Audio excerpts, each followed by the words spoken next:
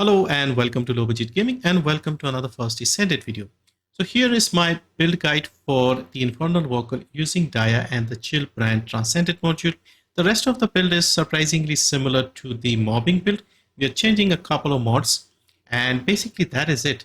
I've tried to make this as comfortable as possible by increasing the HP so that you can clear it 99 out of 100 times, I think, because I did not die once and I got a very tight range of clear time. So this one I'm showing you is about 22 seconds. Most times I was around 23, 24, maybe 26. And if I mess things up, I was getting around 30 seconds, 28, 30 seconds. So yeah, I never failed once with this setup. So first thing we do, as you saw before we got ready, is to build up our custom resource with our first skill. Then we just get closer to the boss. And right now, our first step is to throw the hypernova at the Colossus. And because we are using the hyper focus module, we are trying to land a crit hit with the weapon, with the sword.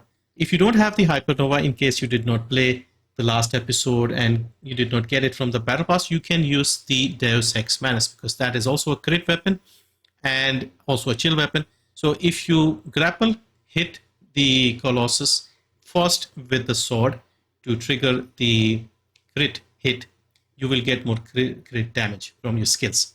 So that is the first step. So we throw the sword and hope we land a crit. Next step, we start using our fourth skill.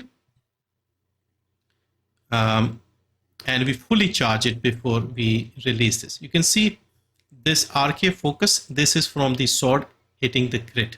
Now we are charging our fourth, fully charge it and then release it and hit the Vulgus. Now start charging your third, fully charge it and then dash through. Press your second now and then you come back. I don't think I pressed the second here. Now use the third again. Dash, come back with the first. Charge again with the third. Go through him again. And yeah, basically just dash, dash, dash and you're done. Easy peasy.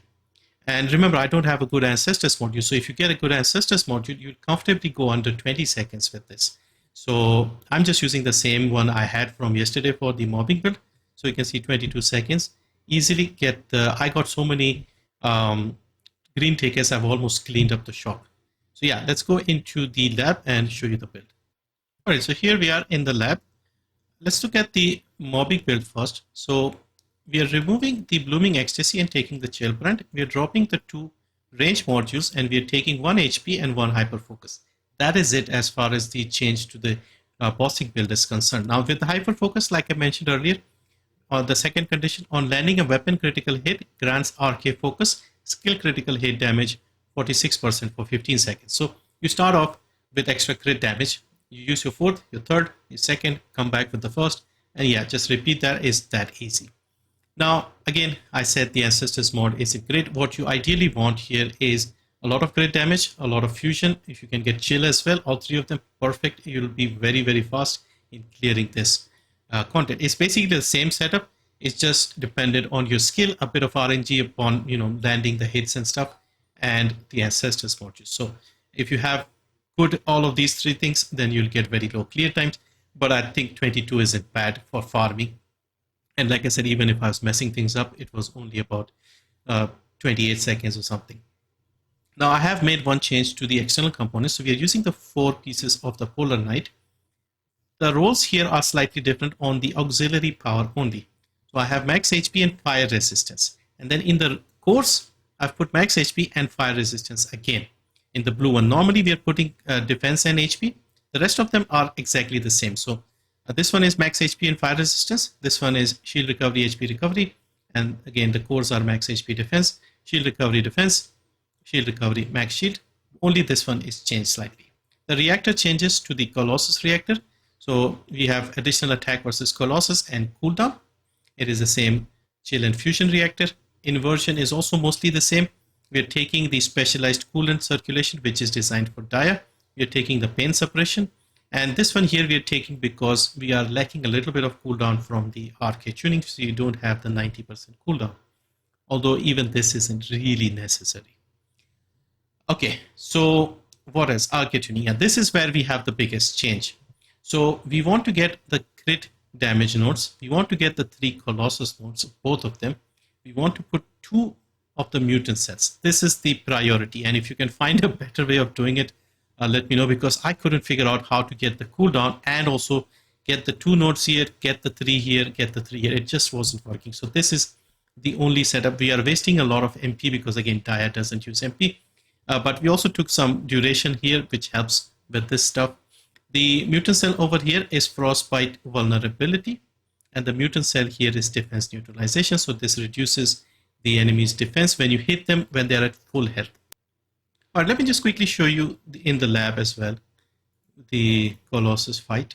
So load the Colossus. Let's get our custom resource filled up.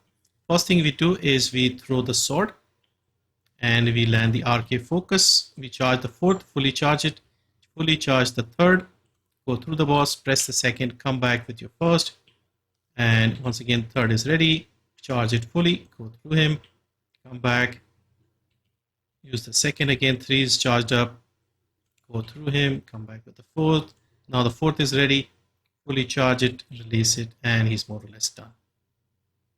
Yeah, that is basically how easy it can be. The first rotation, if you get that right, throw the sword first, then the skill 4, fully charge it, skill 3, fully charge it, 2nd, 1, come back, and then just use the skills whenever they're off rotation.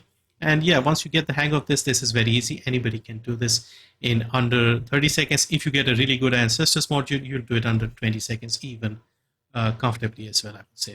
So yeah, so easy enough. Grab your green tickets. We still have like 2 days to go for the ETA shop, so you might be able to clean up the shop. I got so many, I've practically cleaned up everything. All the extra resources, I've taken those as well.